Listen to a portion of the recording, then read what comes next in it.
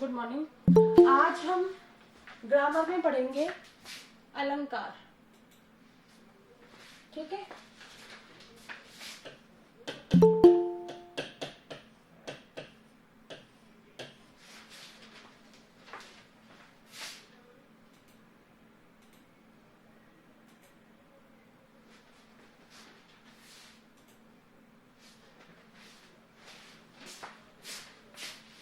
अलंकार का अर्थ क्या है?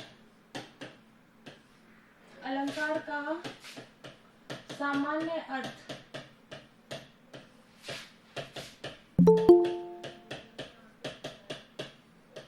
आभूषण है।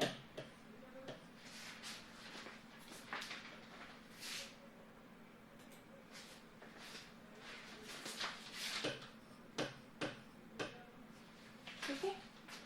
क्या है अलंकार का अर्थ? आभूषण। अब यानी कि जिस प्रकार मनुष्य जो है वो अपनी शरीर की शोभा बढ़ाने के लिए आभूषण धारण करता है, ठीक है, अलंकार धारण करता है, उसी प्रकार कवि क्या करते हैं? अपने काव्य की अपनी कविता की शोभा बढ़ाने के लिए अलंकारों का प्रयोग करते हैं। आई बात समझ में? Yes ma'am.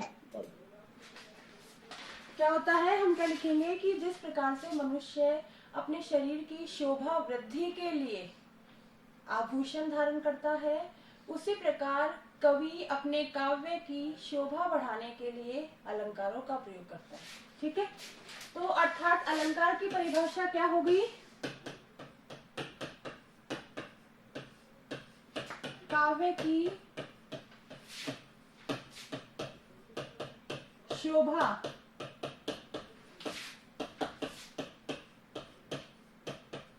बढ़ाने वाले शब्द ही अलंकार है।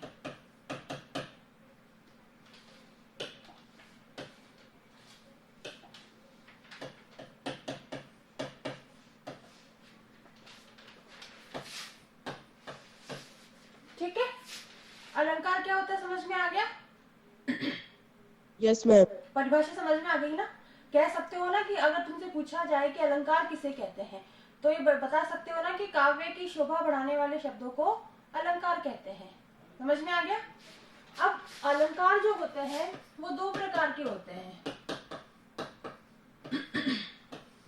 पहला होता है शब्द अलंकार,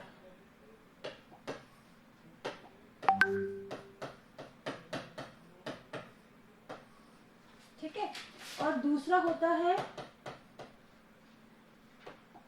अर्थ अलंकार।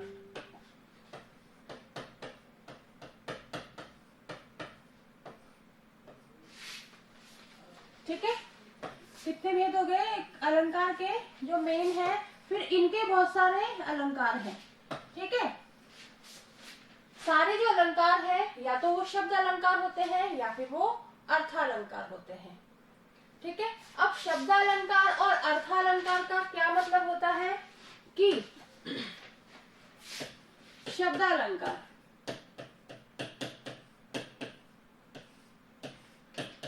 ठीक है, मतलब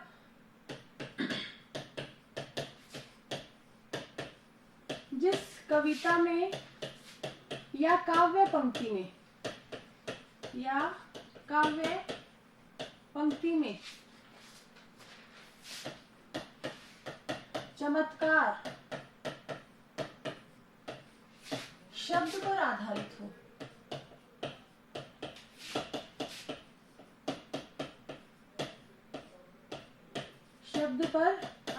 हो, उसे कहेंगे शब्द अलंकार।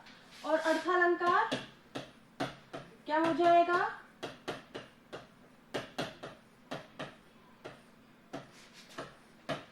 कि जिस कविता या काव्य पंक्ति में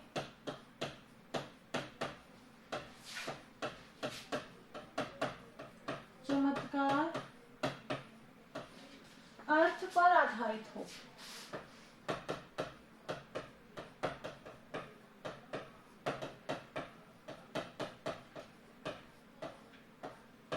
अर्थ पर आधारित हो, ठीक है, उसे कहेंगे अर्थालंकार। समझ में आ गया? शब्दालंकार में क्या होगा? चमत्कार शब्द पर आधारित होगा, और अर्थालंकार में क्या होगा? चमत्कार अर्थ पर आधारित होगा, ठीक है। तो पहले हम पढ़ेंगे शब्दालंकार। शब्दालंकार में अपना फर्स्ट अलंकार आता है अनुप्रास अलंकार। अनुप्रास अलंकार।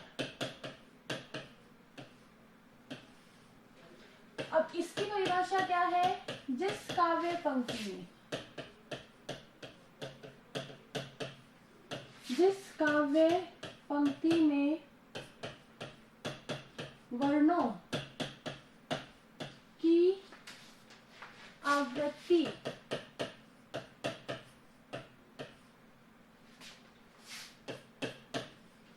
एक से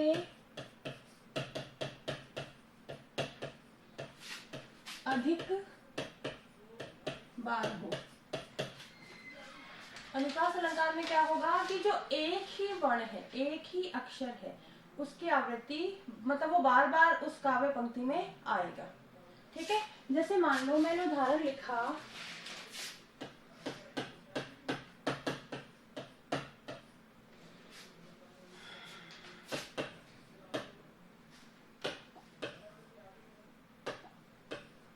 विरति विवेक विमल विज्ञानी, ये काव्य पंक्ति हो गई, ठीक है। दूसरा मैंने लिखा तरनी तनुजा तट तमाल तरुवर बहुछाए। तो अनुप्रास अलंकार की क्या परिभाषा है कि यहाँ पर एक ही वर्ण की आवृत्ति एक से अधिक बार होगी। जैसे हमारी फर्स्ट जो काव्य पंक्ति है उसमें देखो वी ये व, इसको हम व बोलेंगे, ये व बोलेंगे। तो जो सेम वर्ण है, सेम अक्षर है, उसका एक से अधिक बार प्रयोग हुआ है, तो ये क्या हो गया? अनुप्रास अलंकार, ठीक है। अब जो दूसरे में क्या है? त त त त त, ठीक है, ठीक है। समझ में आ रही है बात सबके? बात समझ में आ रही है कि नहीं आ रही? जो समझा रही हो पहले तो ये बताओ। Yes ma'am. आ रही है ना सबके? ठीक है। तो हमें यहाँ पर क्या करना है? तुम्हें जब तुम मान लो तुम्हारे पास कोई भी काव्य पंक्ति आए, उसमें से तुम्हें कहा जाए कि इस काव्य पंक्ति में कौन सा अलंकार है, ठीक है। अब तुम्हें वहां पर क्या करना है? अर्थ पर ध्यान नहीं देना, मतलब तुम्हें अर्थ समझ में आए या ना आए, जरूरी नहीं कि उसका अर्थ तुम्हें समझ में ही आ जाए। ध्यान सिर्फ हमें क्या रखना है कि इस अलंकार में क्या हो रहा है। अगर वर्णों की आवृत्ति है तो कौन सा अलंकार हो जाएगा? अनुप्रास अलंकार। आई बात समझ में? बताओ। Yes ma'am. अनुप्रास अलंकार सबके समझ में आ गया? आवृत्ति मतलब आवृत्ति मतलब बार बार प्रयोग होना। आवृत्ति मतलब बार बार प्रयोग होना, ठीक है। अब दूसरा अपना अलंकार है, ये मैं शब्द अलंकार ही पढ़ा रही होगी, ठीक है।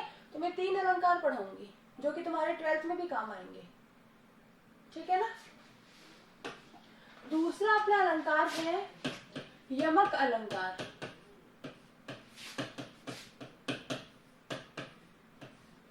अब यमक अलंकार की परिभाषा क्या है? जिस काव्य पंक्ति में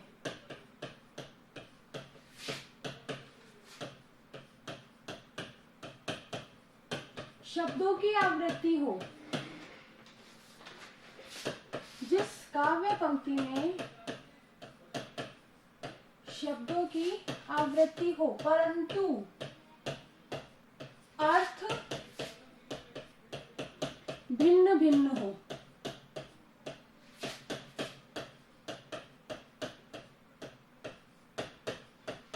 उसे यमक अलंकार कहते हैं, ठीक है। जैसे मान लो पहले उदाहरण लिखती हूँ,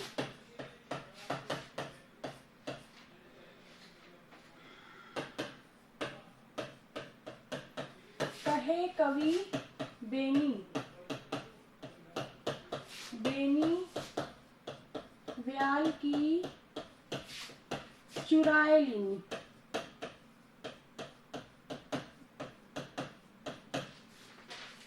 दूसरा मैंने लिखा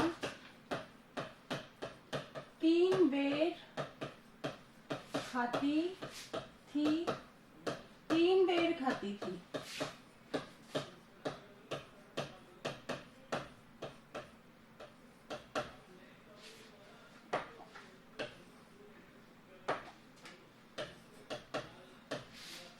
अब यमक अलंकार में हमें क्या ध्यान रखना है? देखो, अनुप्रास अलंकार में हमने किसका ध्यान रखा कि वहां पर वर्णों की आवृत्ति हो रही है, ठीक है।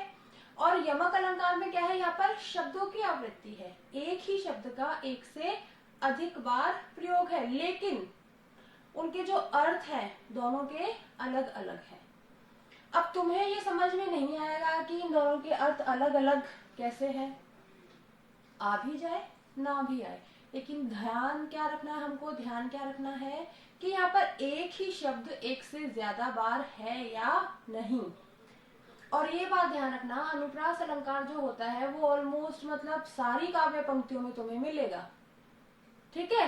मतलब एक स्वर जो है, एक जो अक्षर है, वर्ण है, वो मिलेगा तुम्हें, ठीक है। लेकिन पहले हमें क्या ध्यान रखना है? कहीं यहाँ पर शब्दों की आवृत्ति तो नहीं है, एक ही शब्द एक से अधिक बार तो प्रयोग नहीं हुआ है, ठीक है।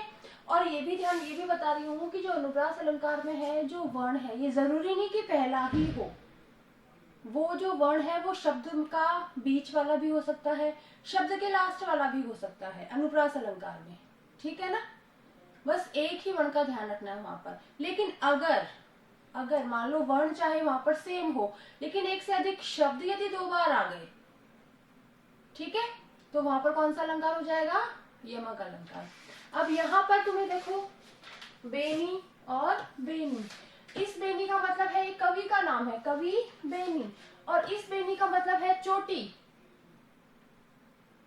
शब्द सेम है लेकिन दोनों के अर्थ अलग अलग हैं, ठीक है। ऐसे ही मान लो तीन बेर, तीन बेर, ये जो बेर है, एक का अर्थ है यहाँ पर समय, तीन समय, तीन बार, ठीक है। और इस बेर का अर्थ है जो अपन फल खाते हैं ना, बोर, बेर, खाया है ना सबने? खाया है? यस बेर मैम, खाया हुआ है यस ना? मैम। मोटे भी आते हैं, छोटे भी आते हैं, झाड़ियों के भी लगते हैं, पेड़ के भी लगते हैं, ठीक है ना। अब बेर का मौसम आ गया है, तो इस बेर का अर्थ अलग है, इस बेर का अर्थ अलग है, तो कौन सा अलंकार हो गया अपना? यमक अलंकार। समझ में आ गया? Yes ma'am. Yes ma'am. Monday को मैं आपको जो आज तीन अलंकार समझाऊंगी उनके उदाहरण पूछूंगी, ध्यान रखना। उदाहरण से तुम्हें पहचानना है कि इसमें कौन सा अलंकार है। आगे बात समझ में? आज मैं तुम्हें सिर्फ दो एग्जाम्पल दे दी हूँ। मंडे को अपनी क्लास होगी। मैम स्कूल ही खुल जाएगा? हाँ, स्कूल ही खुल जाएगा मंडे को? स्कूल तो एक मंडे को एक है क्या?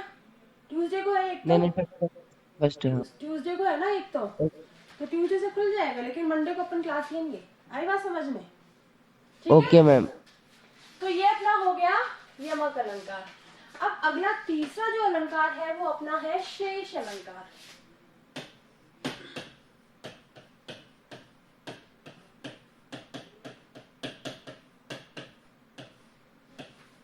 ठीक है, शेष अलंकार में क्या होता है?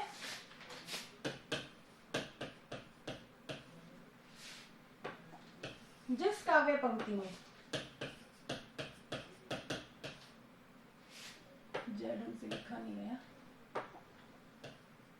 जिस काव्य पंक्ति में एक ही शब्द के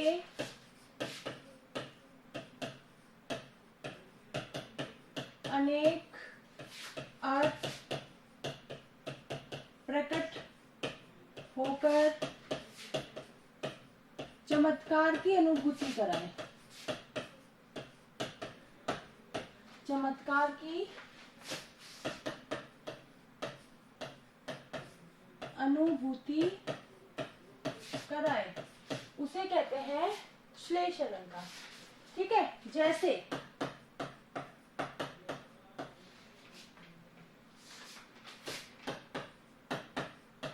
बलिहारी नृप कूकी गुण बिनु बूंद ना दे। दूसरा उदाहरण मैंने लिखा, सुवर्ण को ढूंढत फिरत,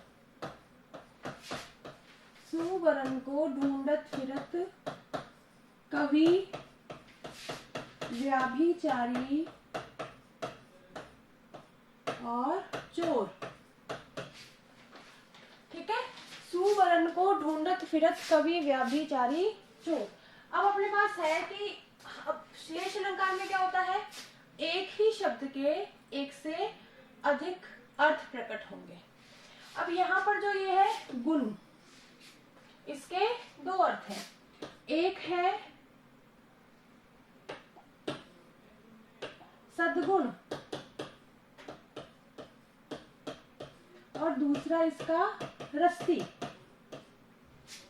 ठीक है, तो ये क्या कह रहा है कि जो बलिहारी नृपकूप राजा जो है, किसी भी व्यक्ति को बिना सद्गुणों के बूंद न दे, मतलब बिल्कुल भी सम्मान, आदर सम्मान नहीं देता है या पैसा नहीं देता है। ठीक है, और कुआं क्या करता है, बिना रस्सी के किसी भी व्यक्ति को जल की एक बूंद भी नहीं देता है। भाई रस्सी से कुएं में बाल्टी डालेंगे, उसको खींचेंगे तभी तो पानी आएगा। ठीक है, ऐसा तो नहीं कि डायरेक्ट बाल्टी ढक डाली और फिर हाथ ही लंबा करके खींच लिया, ऐसा तो पॉसिबल ही नहीं है। ठीक है ना, तो जो कुआं है उसकी क्या विशेषता है कि वो बिना रस्सी के जल की एक बूंद नहीं देता। राजा की क्या विशेषता है कि वो बिना गुण के, बिना अच्छे गुणों के ना तो किसी को पैसा देता है ना आदर सम्मान देता है। ठीक है, तो ये हमें पहचानना है। और दूसरा अपना जैसे ये है सुवर्ण, इसके तीन अर्थ हैं। सुवर्ण मतलब एक तो अच्छे अक्षर, ठीक है, दूसरा इसका अर्थ है अच्छा रंग रूप और तीसरा इसका अर्थ है सोना। तो जो कवि है वो तो अच्छे अक्षर ढूंढता है, ठीक है, व्याभिचारी जो है, जो बुरा आदमी है, वो अच्छा रंग रूप ढूंढता है और चोर सोना ढूंढता है। ठीक है, इन तीनों के पक्ष में सुवर्ण के अलग अलग अर्थ हो गए। सुवर्ण मतलब अच्छे अक्षर, सुवर्ण मतलब अच्छा रंग रूप और सुवर्ण मतलब सोना। तो ये कौन सा अलंकार हो गया, श्लेष अलंकार। आ गई बात सबके समझ में। तो हमने जब दो अलंकार पहचान लिए तो तीसरा अलंकार तुम्हें अगर ना भी समझ में आए कि इसमें कौन सा अलंकार है, समझना कि भाई वर्णों की आवृत्ति नहीं है तो दो शब्द की आवृत्ति नहीं है, तो ये बचा हुआ हमारा श्लेष अलंकार है। आ गया, बस आ गई बात सबके समझ में। Yes ma'am. दिक्कत किसी को? No ma'am. ठीक है, अब मंडे को तीनों अलंकारों की परिभाषा, ठीक है, और अलंकार किसे कहते हैं, अलंकार कितने प्रकार के, शब्द अलंकार, अर्थालंकार, इन दोनों की परिभाषा और एग्जाम्पल से पूछूंगी। ठीक है, बाकी फिर अपना विज्ञान में एक चैप्टर अपना बच रहा है, वो स्कूल 1 फरवरी से अपन स्टार्ट करेंगे। ठीक है, बाय सबको। Thank you ma'am. ओके।